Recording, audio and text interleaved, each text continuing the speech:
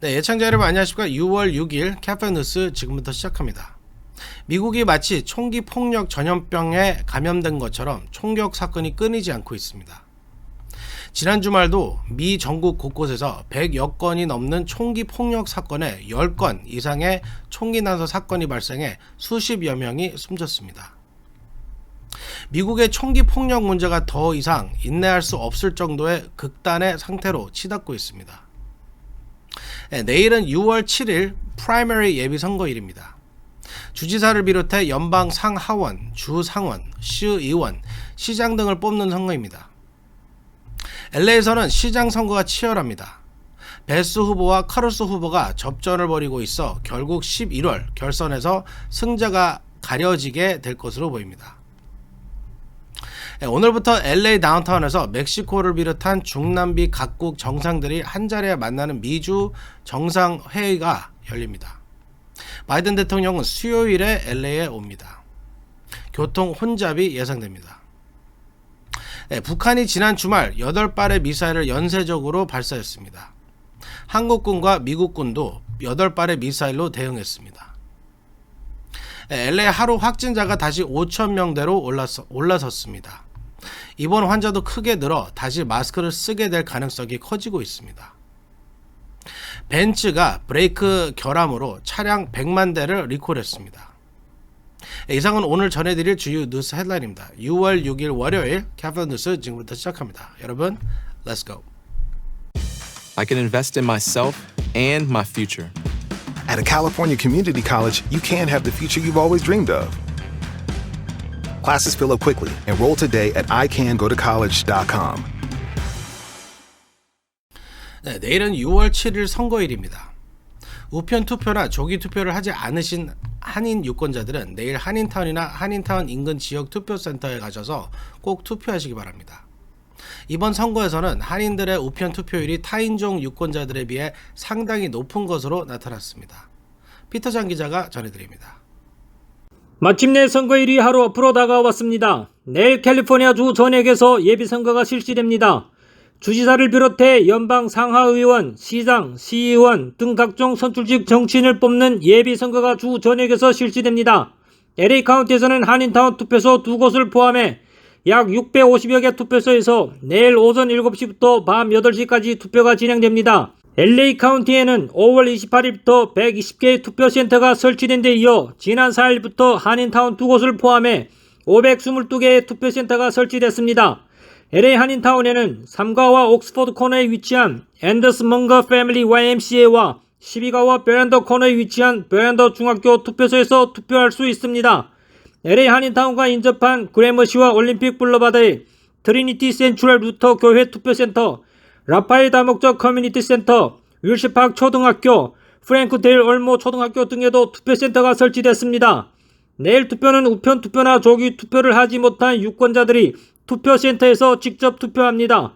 특히 이번 선거에서는 한인들의 우편 투표율이 타인종 유권자들에 비해 높은 것으로 나타나 한인 유권자들의 관심이 높아 전체 투표율도 올라갈 것으로 기대됩니다. 4일 폴리티컬 데이터 PDI에 따르면 LA 카운티에서 한인 유권자 13,864명이 우편 투표를 마친 것으로 집계됐습니다. 현재 LA 카운티 한인 등록 유권자 93,362명으로 집계된 바 있어 등록 한인 유권자 14.8%가 투표한 것으로 보입니다. LA 카운티 전체 평균이 9.7%임을 감안하면 한인들의 투표율이 5.1%포인트나 높은 것입니다. 지금까지 카플라 뉴스 피터장입니다. 네, 내일 선거에서 가장 큰 관심은 LA 시장 선거입니다. 캐런 베스 후보가 릭 크로스 후보의 우세를 보이고 있습니다. 하지만 과반 이상 득표는 어려울 것으로 보여 11월 결선으로 가게 될 전망입니다. 제니바 기자가 보도합니다. 내일 프라이머리 선거를 앞두고 LA 유권자들의 가장 큰 관심사인 LA 시장 선거전의 캐런 바스 후보와 리크 루소 후보가 치열한 접전을 벌이고 있어 결국 11월 결선에서는 시장 당선자를 결정할 수 있을 것으로 보입니다. 최근 LA 시장 선거 여론조사에서는 캐런 바스 후보가 리크 루소 후보를 앞서는 것으로 나타났습니다. 하지만 50%를 지지를 받지는 못해 오는 11월 결선으로 가게 될 것으로 확실히 보입니다. UC 버클리와 LA 타임스가 지난 5월 24일부터 31일까지 LA시 유권자 1,204명을 대상으로 시장 후보에 대한 지지도 여론조사를 실시했습니다. 이 조사에서 캐런 바스 후보가 38%의 지지를 얻었습니다. 리크 루소 후보는 32% 지지를 받았습니다. 캐런 바스 후보가 리크 루소 후보를 6%포인트로 앞서고 있는 것으로 조사된 것입니다. 케빈 데리언 후보는 3위로 6% 지지에 그쳤습니다. 유권자 15%는 아직 후보를 결정하지 않은 것으로 나타났습니다.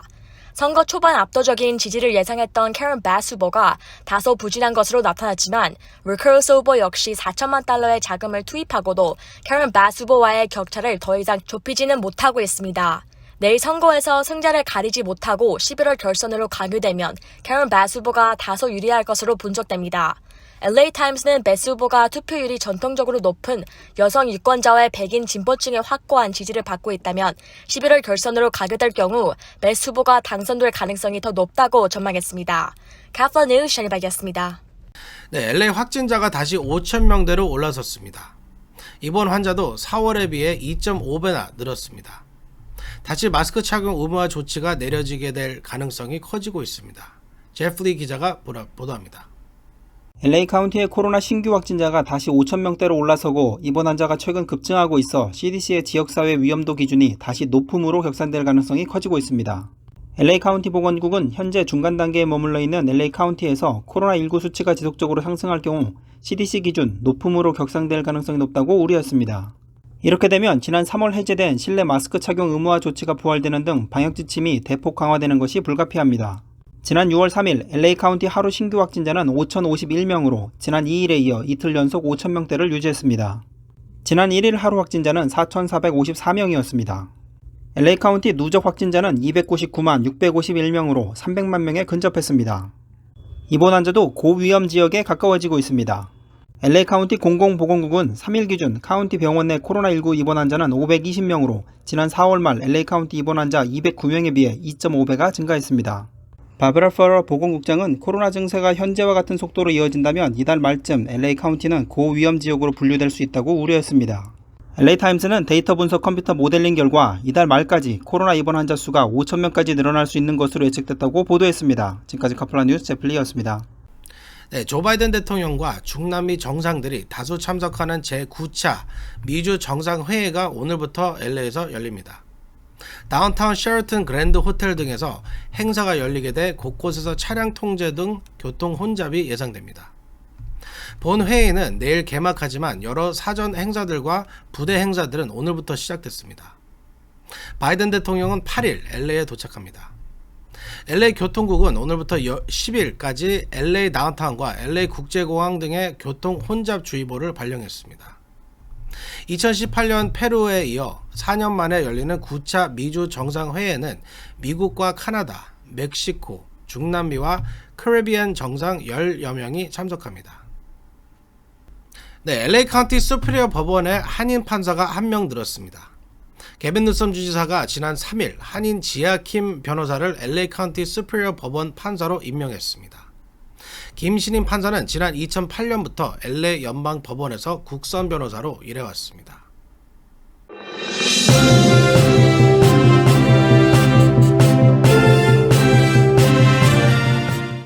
네, 북한이 또다시 미사일을 발사했습니다. 평양 등 4곳에서 8발의 미사일이 발사됐습니다. 한국군과 미군은 이에 대응해 8발의 미사일을 발사했습니다. 제프리 기자가 보도합니다. 북한이 지난 5일 평양 등 4곳에서 동해상으로 35분간 단거리 탄도미사일 SRBM 8발을 발사했습니다. 한국군과 미군이 항공모함을 동원한 연합훈련을 마친 지 하루 만입니다. 8발이나 되는 탄도미사일을 한꺼번에 발사한 것은 사실상 처음입니다. 남한 등 여러 목표물 동시 타격 능력을 과시하고 한미 연합훈련에 대한 반발 차원인 것으로 분석됩니다. 합동참모본부는 북한이 이날 오전 9시 8분부터 9시 43분까지 평양 순안, 평양남도 개천, 평안북도 동창리, 함경남도 함흥 일대 등 4곳에서 동해상으로 SRBM 8발을 발사했다고 발표했습니다. 이들 탄도미사일은 비행거리 약 110km에서 670km, 고도 약 25km에서 90km, 속도는 마하 3에서 6 등으로 탐지됐습니다. 한국과 미국도 가만히 있지 않았습니다. 북한의 단거리 탄도미사일 무더기 발사에 대응해 한국군과 미군이 연합으로 지대지 미사일을 8발을 발사했습니다. 북한이 발사한 미사일 수와 똑같이 8발을 발사하며 경고 수위를 높인 것입니다.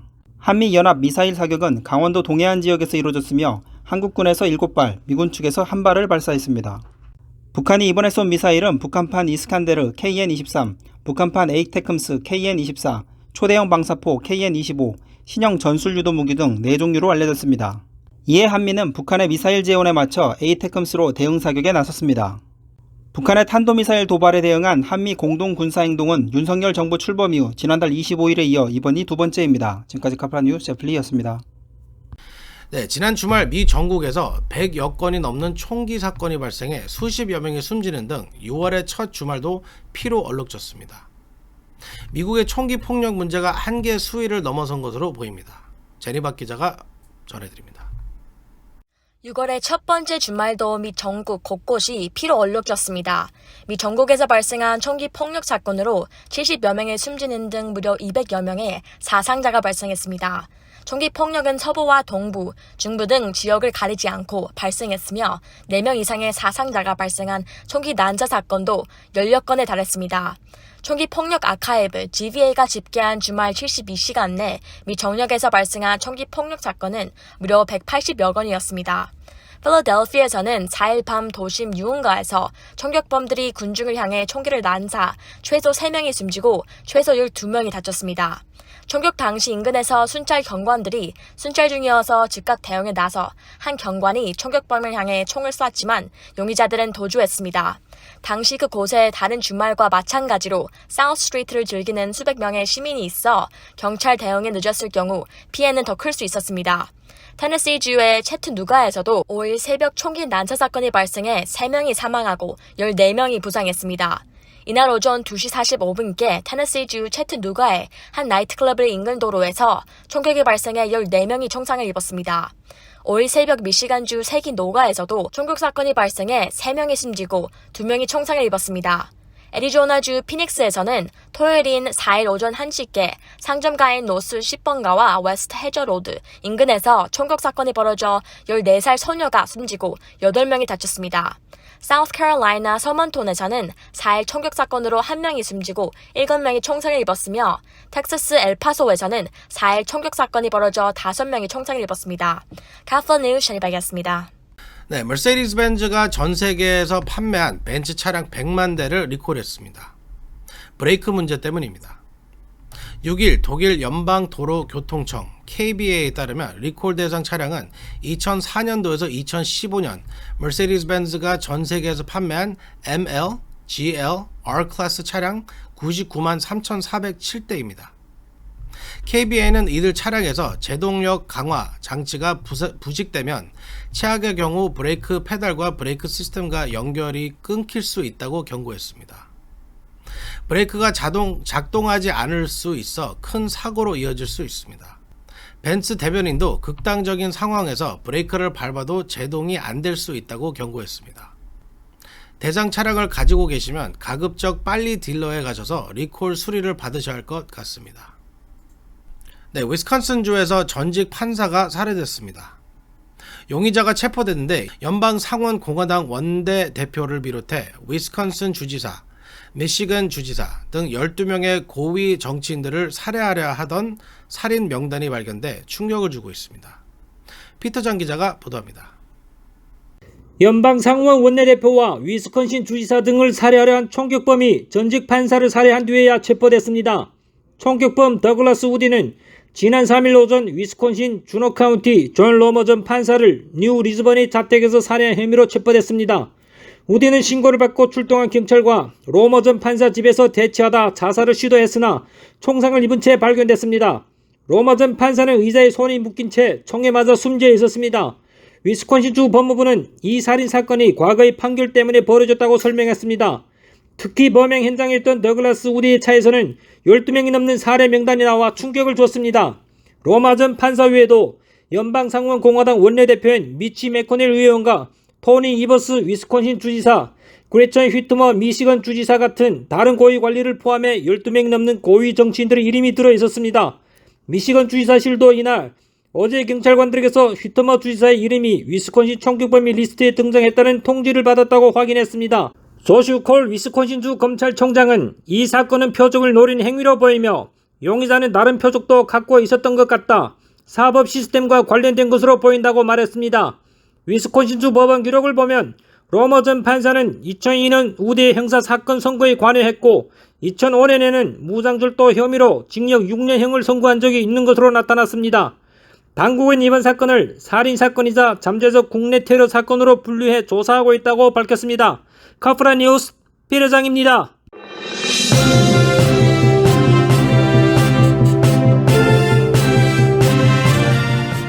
네, 오늘 전해드릴 소식은 여기까지입니다. 여러분, 내일은 투표일입니다. 캐플런 뉴스를 시청하시는 한인 유권자 모두 내일 투표에 참여해 주시기 바랍니다. 저는 내일 아침 한인타운 3가와 옥스퍼드에 있는 YMCA에서 투표를 할 예정입니다. 저는 오전 8시쯤 투표센터에 나갈 생각입니다. 이 시간에 맞춰 투표센터에 나오시면 저를 보실 수 있습니다. 내일 투표센터에서 많은 예청자분들을 만날 수 있기를 기대합니다. 6월 6일 캐플런 뉴스 여기서 마치겠습니다. 감사합니다.